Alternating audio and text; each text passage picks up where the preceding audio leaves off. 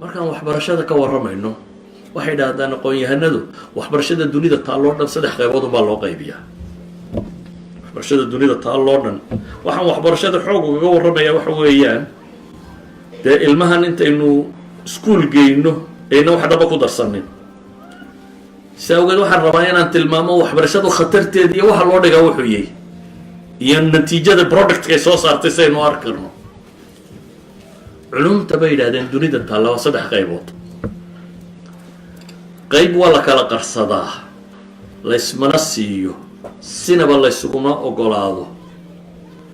basaasnimada dunida ugu weyna iyaday ka dhacdaa. qaybna waa laysku qasbaa, sankaa layska geliyaa, waa laysa siiyaa, waa la maalgeliyaa qofka baranaya. qaybna waa la kala gataa bay yidhahdaan. waxbarashada dunida taallaa bay yidhahdaan 3 qaybood. qaybta koowaad aan sinaba laysu siin waxay dhahan waa culuum siyaada. waa culumta keenta wadan inuu dhaqaalaha dunida ama hogaamiyo ama xoogga dunida hogaamiyo ama waxaan hogaamiyo. waa culumta ku saabsan bay leedahay maalan nuclear weapon iyo wixii ku saabsan laysuma ogola. ciddii xariiqdeeda xaggeeda soo egtana haddii la tumi karo waa in la tumaa. waa culumta ku saabsan cilmi alfadaa, cirka iyo waxaan loo diray iyo wixii ku saabsiisan. waa culumta ku saabsan hubka oo dhan iyo teknolojiyada ku saabsan. waa culumta ku saabsan core ideaha ay leeyihiin shirikaadkan waaweyn ee dunida ka jira. shirkadana ma bixiso core idea. maalan coca cola 100 iyo dhowr sannadood buu hadda secretiyey oo ay leeyihin mar kasta dunida 2 qof oo qura og xataa waxaa meesha ka jiro oo dhan. meel bay ku qarsoontahay, banki bay taallaa, 2 injineer oo quraa loo sheegaa waxaasaa la isugu qaldo. that's all. cid kale ogi ma jirto. 100 iyo dhowr sannadood bay hadda maraysaa.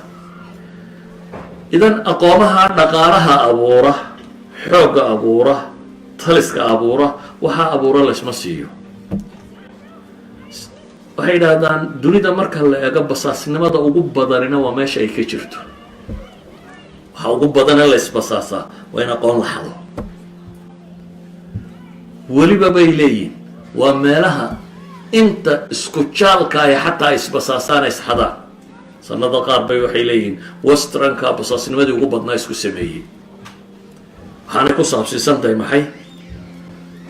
core ideas la kala xadayo waa waxaa ku saabsan. aqoonta iyada laysma siiyo. ninkii agteeda soo marana waa laga durkiyaa. waana ta dunida loogu taliyo, dhaqaalaha dunidana lagu hayo. taasi waa qayb. qayb kale waxay yidhaahdaan cid waliba way faafisaa. dowladdu waliba waxay isku daydaa safaaradaha ay dunida ku leedahay inay qayb ka mida safaaradeeda ka dhigto qaybta wax faafisa. waa aqoonta ku saabsan bay yidhaahdaan identityga waddanku leeyahay. hadday diintay, hadday culture tay, hadday values tay, hadday taariikh tahay, hadday af tahay. safaaradaha dunida safaarad kastoo aad timaado safaaraddu waxay leedahay qayb cultureka ah. safaaraddu waxay leedahay maxay? maktabi thaqaafi. maktabi thaqaafi muxuu sameeyaa? wuxuu hirgelinayaa taariikhdii waddankan inuu dadka baro, waxay rumaysan yihiin valueskooda inuu baro, afkooda inuu baro.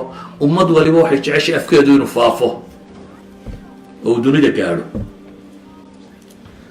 qaybtaasi bay yidhaahdaan waddan waliba deeqsibuu ku yihi.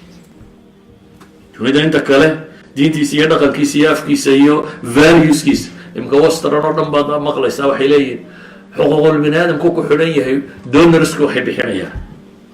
xuquuqda la sheegaya waa maxay? waa afkaartay reer galbeedku rumaysan yihin ama l b g t dheh ama kandhe ama waxandhe ama waxandhe waxoodaasay ku xidhan yahay deeqaha la bixinayo, waxa la samaynayo, politicska booska la iska taagayo.